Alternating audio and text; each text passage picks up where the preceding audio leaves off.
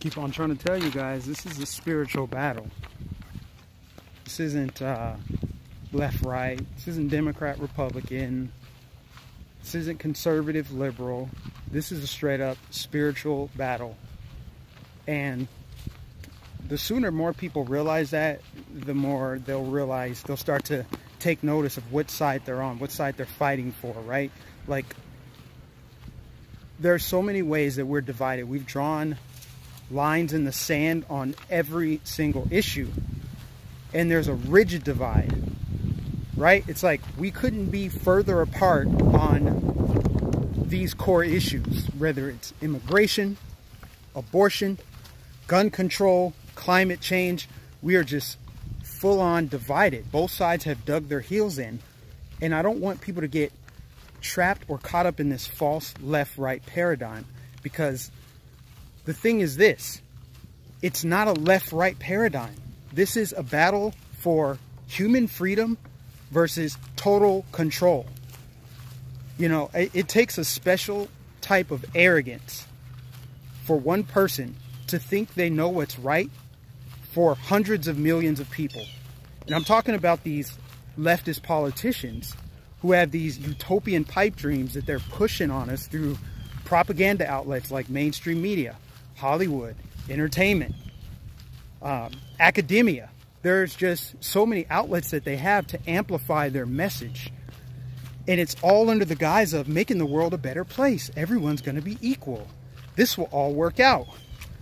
And it's doublespeak, because you can't have more freedom through government regulation and taxation and dictatorial policies. Like, you can't do this, you can't drive that van, you can't have this pickup truck, you must retrofit your house to match our guidelines.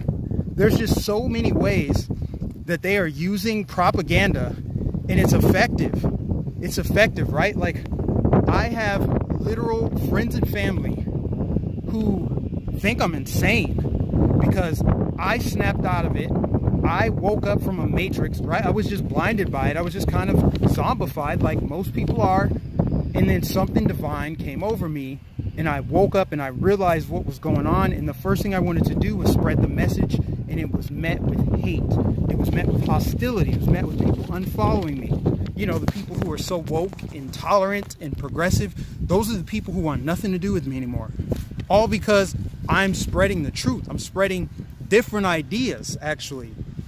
You know, I'm open to the idea that I could be wrong about some things, right? Like, I don't have all the answers. I don't know it all. I don't pretend to know it all. But the truth of the matter is, I see what is going on in this world, and it's scary. It's scary to think that someone like Bernie Sanders, if he gets into power, will wreck our society. You'll never see this type of freedom again if someone like Bernie Sanders takes over. Like, it's not even a joke. So people are completely brainwashed by the propaganda. It works. If you can get someone to call me a Russian troll or a Twitter bot or just whatever insult they can come up with, it's because they don't want to have a discussion that contradicts what they believe. People have gotten comfortable in their belief system, so they just accept it, and anything that goes against what they believe, it disrupts their thinking process. And so they're like, well, hey, I don't see you as credible anymore, Mike. You know, you buy into the right-wing propaganda. It's like, what right-wing propaganda? There's no right-wing propaganda.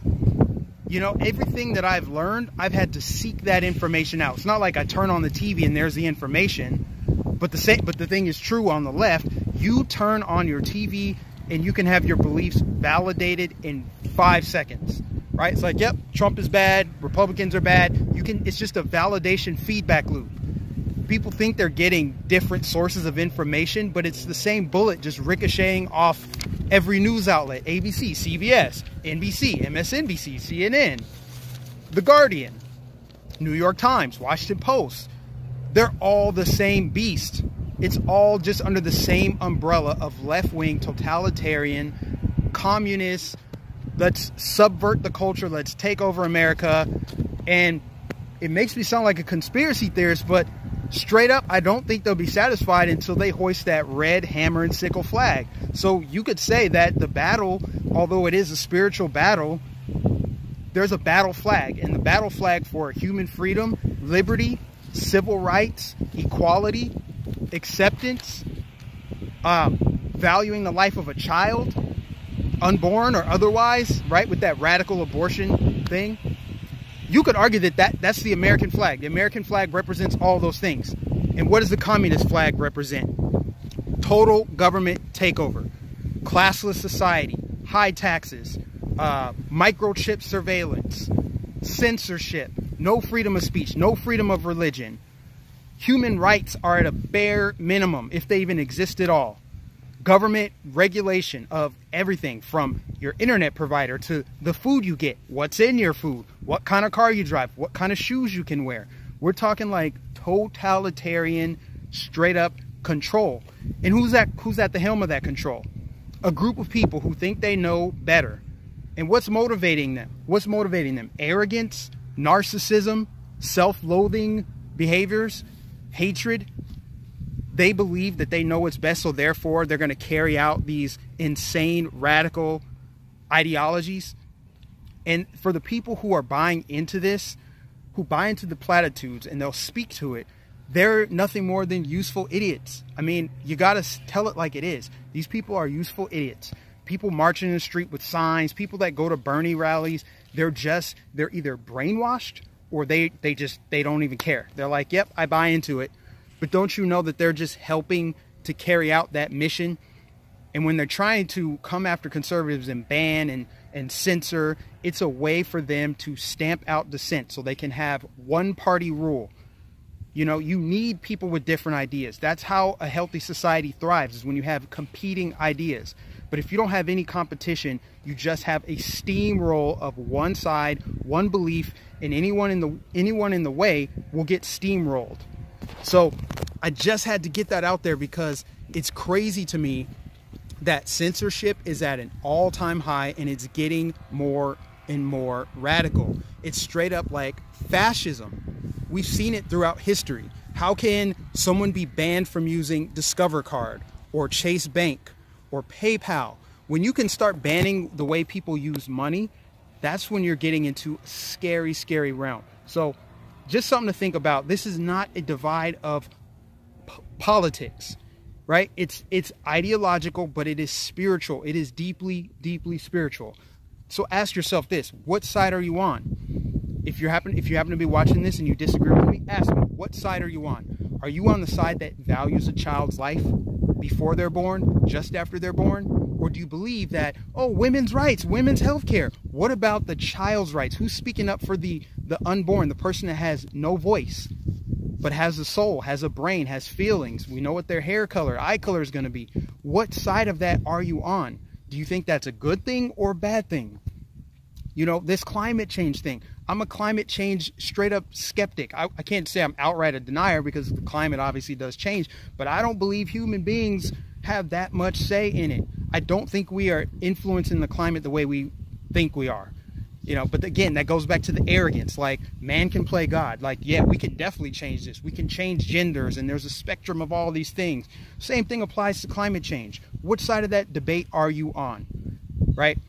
And what are the implications of, if you are a climate change alarmist, like, yeah, the world's changing, we got to raise everyone's taxes and we need this control and this kind of, okay, is that stimulated by lightness or darkness to control other people and shift their destiny, their God-given destiny? You're going to take it into your hands through some authoritarian government. What side of that debate are you on? Do you want people to be able to protect their civil liberties via the Second Amendment and the First Amendment? Because First Amendment, you're able to speak out against it, what's right and what's wrong. But if you take that away, if you shadow ban, if you agree and applaud censorship of people like Alex Jones, Laura Loomer, whoever else, then you're on the side of government control. Like, the federal government has already taken such an active role in shaping our society. And then you talk to people on the left about, do they trust the government? It's like, they're like, no, I don't trust the government. Okay, so why do you want to give the government more power, right? It's mental gymnastics. Mental gymnastics. And that's how you know the propaganda works so well, because mental gymnastics is how you can get someone to believe in their heart and in their mind, Donald Trump is a racist. But then when you provide them the laundry list of examples to the contrary, all the evidence to the contrary of him being racist, they're like, I don't care, he's still racist in my mind. That is mental gymnastics. You know, the left remains so ideologically inconsistent, which is why I could never be a part of it, right? I could never be a part of that because I can see how ideologically inconsistent they are, right? It's like, we care about women, women's rights. Okay, what about conservative women? What about conservative women who want to exercise their Second Amendment? Doesn't that protect them? Isn't that the ultimate equalizer for a woman to be able to defend herself against a much bigger, stronger man that wants to take advantage of her? So why are you against the Second Amendment? What about the unborn women? Do you care about women's rights or not? Do you want diversity? Okay, what about intellectual diversity? Or do you just want people to look different and think the same? That's an ideological inconsistency. And you see it on the left because they don't have those moral principles, those values. And I say that not as an insult. I say that as it's the truth. They've shifted the goalpost on everything, from abortion to illegal immigration. When they used to advocate for it, they used to call it a crisis. But because Donald Trump says it's a crisis, no, it's not a crisis anymore. Mental gymnastics.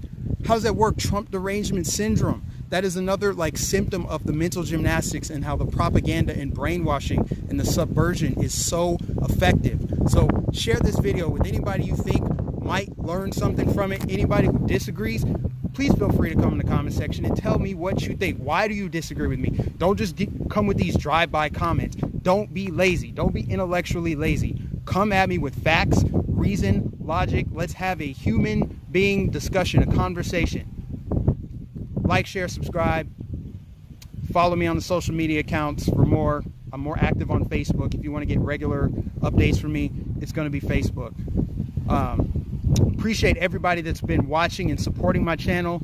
And shout out to my newest patron. I forgot your name. I'm so sorry about it. But you reached out to me and told me that your husband is overseas in Kuwait and he watches my channel with other troops. So shout out to the troops in Kuwait. Shout out to the troops across the world defending human freedom. Again, this is a spiritual battle, guys. Like, share, subscribe. I'll catch you in the next video.